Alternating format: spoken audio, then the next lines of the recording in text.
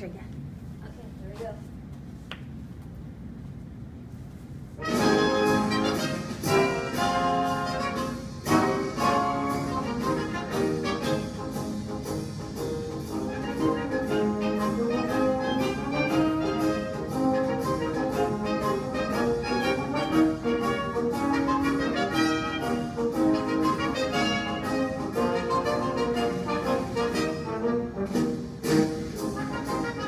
Ladies and gentlemen, permit to introduce you a congress of the rough riders of the world. For 3 decades, Buffalo Bill's Wild West was the symbol of everything Western. The most popular public figure on 2 continents, he created a unique form of entertainment that was never equaled. If I have succeeded in bringing to the youth of America the cowboy, the Indian, the buffalo, the covered wagon, and the deadwood coach, then my efforts have not been in vain. Bill Cody.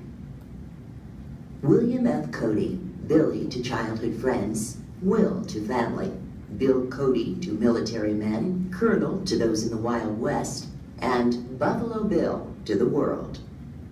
One of the most convenient things about Buffalo Bill is that his life spans that period that we think of as the period of the winning of the West, or the settlement of the Great West. He was born in 1846. As a child, he lived among Indians and played with Indian children in Iowa and Kansas. As a young adult, he participated in the Civil War and then carved out careers for himself as a hunter or as a stagecoach driver, and finally as a military scout and guide. The day that Cody put on his first Wild West show in North Platte, Nebraska in 1883, there was people that lived right in the heart of the Old West. Never seen a cowboy do a branding and stuff. Everybody thought that the Old West was dying down. Old Cody came in and put life in it again. He just acted himself, and it was friendly and nice and put on a good show, and people admired it.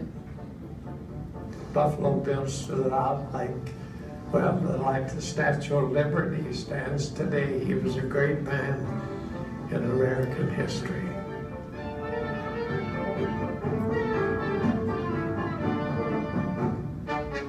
The West was ripe for mythical characters, where the good guys wore white, the bad guys wore red, and Buffalo Bill played host. It was a dime novel excursion into the frontier. Audiences relived war dances, buffalo hunts, and manifest destiny, where cowboys were heroes and Indians were noble yet savage.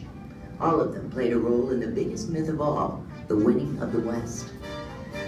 A myth is a narrative. It's a story or a complex of stories that helps us to understand what kind of people we are.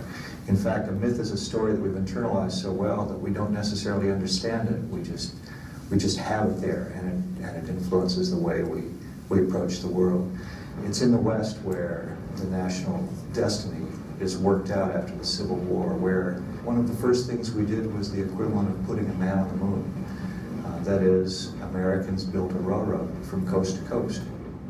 I would hear about these storied Western cities and the Western plains swarming with Indians, buffalo, wild animals of all sorts. And I would stand in the middle of this railroad track, barefooted, gazing off as far as I could see it go across the Indiana plains, and wondering what mysteries and things would unfold, what adventures you would have if you could walk down that track to the west. 1,200 men drove spur and spike into Indian country, laying track for the Kansas Pacific Railroad. As the railroad men pushed farther west, more bison were killed to feed them. 21-year-old Bill Cody was chief buffalo hunter and scout. It was during a contest that Cody earned his lifetime moniker Buffalo Bill. An expert marksman and horseman, he killed more than 4,000 buffalo in a year, close to 12 a day. Buffalo Bill, never missed and never will. always aims and shoots to kill, and the company pays his Buffalo bill.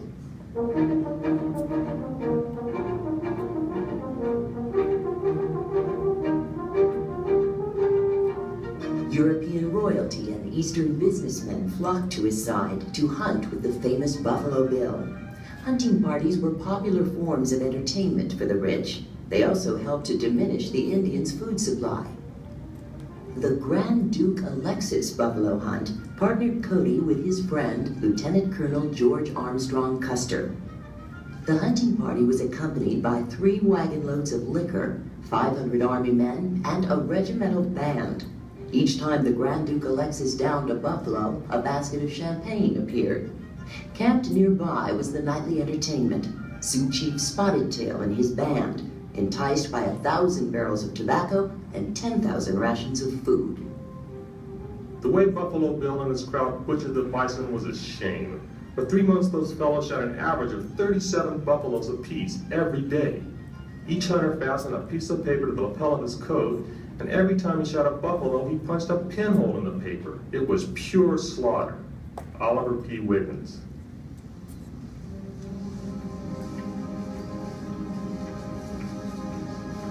Bill Cody has been blamed for the extinction of the North American bison. Given his nickname, it's easy to see why. He may symbolize the end of the great herds, but the truth is far more disturbing. Animals killed by me, by other white men, and all the tribes of Indians for food would seem enormous if it could be correctly written down. Yet all the killing did not seriously diminish the herds. The death knell sounded when white men got to killing, simply to make leather. They could kill at any season and did, cruelly, recklessly, exterminating them for the sake of dollars, and leaving their carcasses by the hundreds of thousands to rot on the plains. Bill Cody. The white hide hunters have done more in the last 2 years to settle the vexing Indian question than the entire army has done in the past 30. For the sake of lasting peace, let them kill, skin, and sell until the buffalo are exterminated. Then, your prairies can be covered with speckled cattle and festive cowboys. General William T. Sherman. Hide hunters were a breed apart, slaughtering up to 60 animals a day. Tongues brought them 25 cents, hides about $1. I can remember when Lila Wakatatanka Hankapa Wishte was so many that they could not be counted. Sometimes they did not even take the hide, only the tongue. Sometimes they did not even take the tongue. They just killed and killed because they liked to do that. And when there was nothing left but heaps of bones, the Wachichu, he came and gathered up the bones and sold them. Black elk. Back east in New York City, the main meal would be buffalo tongue. They thought buffalo tongue was the best thing on the menu. Can you imagine 5 carloads of salted down buffalo tongue headed for some fancy restaurant back there? You know, that's a lot of buffalo. The rest of the buffalo was rotting out there in our prairie someplace.